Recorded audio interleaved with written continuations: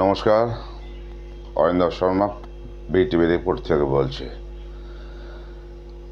দর্শক, বিশেষ করে এই মুহূর্তে সমগ্র শিক্ষা অভিযানের অন্তর্গত সমস্ত শিক্ষাকর্মী, শিক্ষক, শিক্ষিকা, একাডেমিক সুপারভাইজার, শিক্ষামিত্র, শিক্ষা বন্ধু সকলের মূল উদ্দেশ্য, মূল প্রার্থনা, মূল অভীষ্ট লক্ষ্যবস্তু বেতন বৃদ্ধি। এটাই তো। এই বেতন বৃদ্ধিকে কেন্দ্র করে সংবাদ জগতে, ইউটিউবারদের মহলে এবং ভুক্তভোগী অর্থাৎ প্যারা টিচার, এসএসকে, এমএসকে, এই সোসাইটির মধ্যে যে আলোড়ন সৃষ্টি হয়েছে তার পরিপ্রেক্ষিতে কিছু ভুল, কিছু তথ্য, কিছু ত্রুটি, কিছু বুচ্চিতি, সেটা কাদের, সে কাদের ত্রুটি, কাদের জন্য কেন বেতন বৃদ্ধি হচ্ছে না, সে প্রসঙ্গে দু একটা কথা না বললে নয়। প্রথমত, এই বেতন বৃদ্ধিটা কিন্তু মূল লক্ষ্য ছিল না সর্বশিক্ষা বা সমগ্র শিক্ষা অভিযানের অঙ্গীভূত এই সব শিক্ষক শিক্ষিকাদের। তাদের উচ্চাসা আরও ছিল, তাদের প্রার্থনা, তাদের লক্ষ্যবস্তু আরও অনেক বড় ছিল। আমি প্রথমে এসএসকে, এমএসকেদের জন্য বলছি। তারা মাত্র 2000 টাকায় এই কাজে যোগদান করেছিল। কেউ কিন্তু 2000 টাকা সারা জীবন সীমাবদ্ধ থাকবে সেই লক্ষ্যে কিন্তু আসেননি। তারা এসেছিলেন এই শিক্ষা প্রতিষ্ঠানগুলো অর্গানাইজিং মোডে আছে, এগুলো এক সময় সরকারের অনুমোদন পেয়ে যাবে, স্বীকৃতি পেয়ে যাবে, শিক্ষা দপ্তরের অধীনে আসবে, ফুল ফেজ স্কুল হবে, বেতন কাঠামো তৈরি হবে, স্বাভাবিক জীবনযাপন হবে। কিন্তু দীর্ঘ 22 বছর পরও কিছুই হয়নি বললে একটু ভুল হবে। যেটা হওয়ার মধ্যে হয়েছে সেটা এডুকেশন বিষয়টা, শিক্ষার বিষয়টা এডুকেশন দপ্তর এসেছে, এটুকুই, তার বেশি আর কিচ্ছু না। আচ্ছা, এবার কথা হচ্ছে, তাদের চেষ্টার কোনো অভাব ছিল না, সদিচ্ছার কোনো অভাব ছিল না এই সমস্ত শিক্ষক শিক্ষাদের। একটা কথা আছে, আন্দোলন আনে চেতনা, চেতনা আনে মুক্তি। তো বামফ্রন্ট আমলে এই শিক্ষক শিক্ষিকাগুলা এত বড়ই আন্দোলনে গিয়েছিলেন যে আন্দোলনের চাপে তৎকালীন সরকার কিন্তু হিলে যেতে বাধ্য হয়েছিল। তৎকালীন নেতা, তৎকালীন এসএসকে, এমএসকে দপ্তরের নেতা মুখলেসুর রহমান বিশ্বাসের নেতৃত্বে সে সময় ৭৫,০০০ শিক্ষক শিক্ষিকা এবং তার বাড়ির আরও 2-4টে মিলিয়ে প্রায় লক্ষাধিক জমায়েত মাঝে মধ্যে দেখা যেত কলকাতার রাজপথে। শেষ জমায়েত হয়েছিল ওয়াই চ্যানেলে স্বয়ং বুদ্ধদেব ভট্টাচার্যের সামনে। যে আন্দোলন, যে জনতার চাপ, যে একত্রিত ধ্বনি, আমাদের কিছু করতে হবে, তাতে কিন্তু সেই সরকার, বুদ্ধদেব সরকার কিন্তু সাড়া দিয়েছিলেন। তিনি বলেছিলেন সেই মঞ্চে বসে, আপনাদেরকে আর এই রাজপথে আসতে হবে না, আপনারা যা যা চাই সমস্ত কিছু আপনাদের দিয়ে দেওয়া হলো। অর্থাৎ তিনি বলতে চেয়েছিলেন, আপনাদের স্কুল ফুল ফেজ স্কুল হয়ে গেল, আপনাদের বেতন পে স্কেল হয়ে গেল, বেতন কাঠামো হয়ে গেল, অতএব আপনারা যা যা চান সব হয়ে গেল। কেন? কারণ আন্দোলন, বিপ্লব, যাই বলেন, চাওয়াটা একসঙ্গে হয়েছিল। আপনি একটা করে চাইলে আপনি একটাই পাবেন, আপনি একসঙ্গে চাইলে আপনি একসঙ্গে পাবেন। এটা আমি এসএসকে, এমএসকে আন্দোলনের কথা দিয়ে শুরু করেছিলাম। আমি বামফ্রন্টের বুদ্ধদেব ভট্টাচার্যের ওয়াই চ্যানেলের সবার কথা দিয়ে বোঝাতে চেয়েছিলাম। সেদিন সেই চাপ, সেই চাওয়া মাত্রা ছিল অন্য।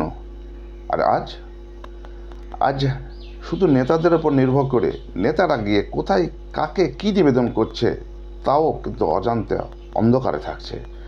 এই একজনের চাওয়াতে তো একটা জিনিস পূরণ হয়, দুজন প্রতিনিধি গিয়ে তো দুটো দাবি পূরণ হতে পারে। কিন্তু সব দাবির শেষ দাবি, সব দাবি ছেড়ে দিয়ে এখন যে বেতন বৃদ্ধির দাবি, এটাই সর্বশেষ দাবি বলে মনে করছি। সেটা পেতে গেলে তো একজন দুজনের কাজ নয়। প্যারাটাইজার উদ্দেশ্য বলছি, আপনারা সেই দিনে ফিরে আসুন।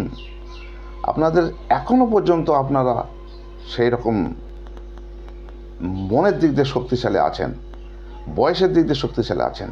আপনার এমএসকের মতন সংখ্যালঘু হয়ে যাননি, এমএসকের মতো আপনার বার্ধক্যের পা দেননি অনেকেই।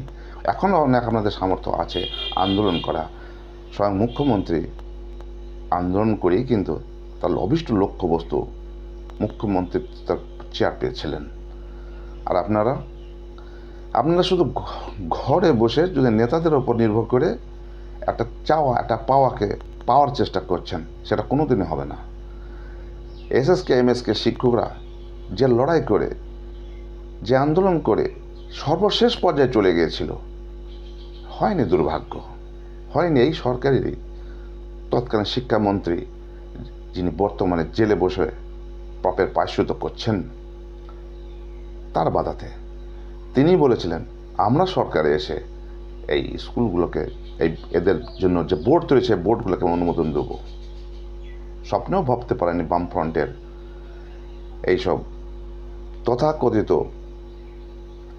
সেনাবাহিনী যে সরকার আর ফিরে আসবে না। সরকার নিজেই ভাবতে পারেনি, স্বপ্নেও ভাবেনি যে সরকার আর ফিরে আসবে না। সরকার ফিরে আসেনি, এমএসকে ভাগ্যও ফেরেনি।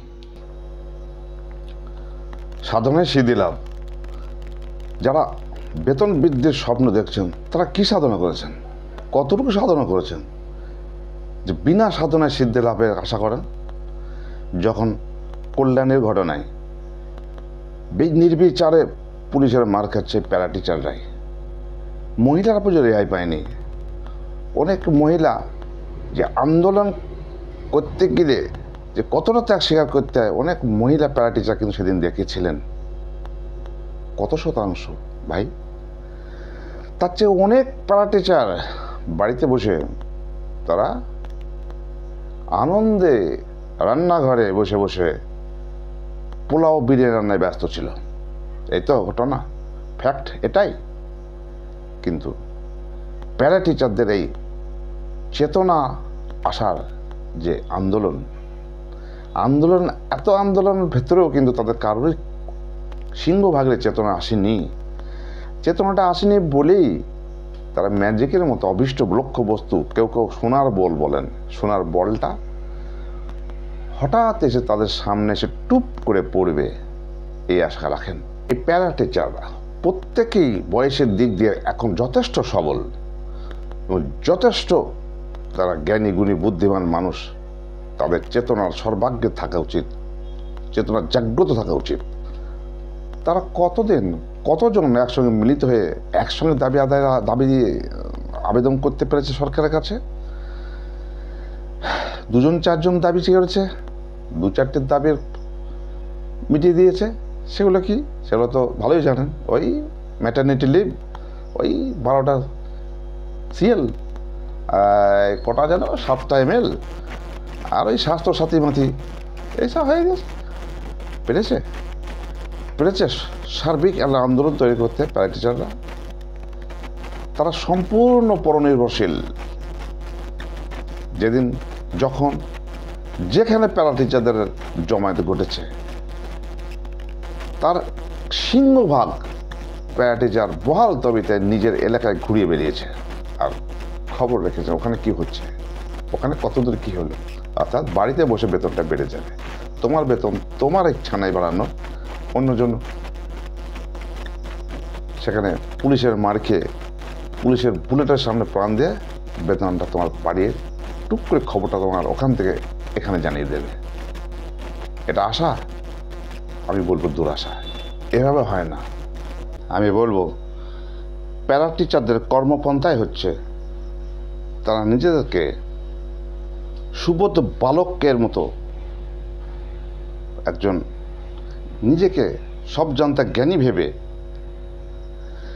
যারা তাদেরকে একটু সচেতন করতে চাইছে, একটু বুদ্ধি দিতে চাইছে, একটু তাদের ভালো চাওয়ার মতো পরিবেশ সৃষ্টি করতে চাইছে, তাদেরকে শিক্ষক সত্তার বাইরে গিয়ে একদম অশিক্ষিতের মতো মর্মান্তিক স্ল্যাং ল্যাঙ্গুয়েজ ইউজ করে তাদেরকে আক্রমণ করছে।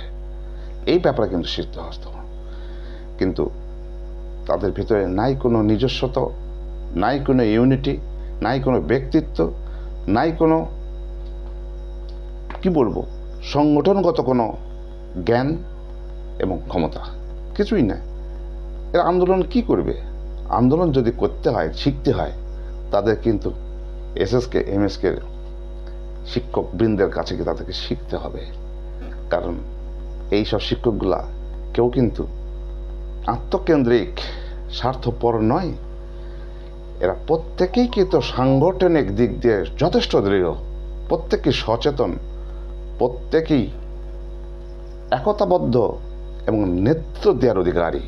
সেই জন্যই এসএসকে এমএসকে আন্দোলন, যে আন্দোলন ঘটেছিল, যে আন্দোলন সার্বিকভাবে ঘটেছিল, যে আন্দোলনের জন্য সরকার হেরে গিয়েছিল, সরকার চরম সিদ্ধান্ত নিয়েছিল, আগেই বলেছি এখনও বলছি, যদি পারে প্যাটিচারা কোনো দিন এইরকম ঐক্যবদ্ধ হতে পারে, সংঘবদ্ধ হতে পারে, নিজের আমিত্বের বাইরে নিয়ে গিয়ে স্বার্থপরতার জগৎ থেকে নিজেদেরকে সরিয়ে নিয়ে গিয়ে আর এই নিজেদের মধ্যেকার নোংরা মানসিকতাটাকে ঝেড়ে ফেলে, যারা কথায় কথায় অন্যের প্রতি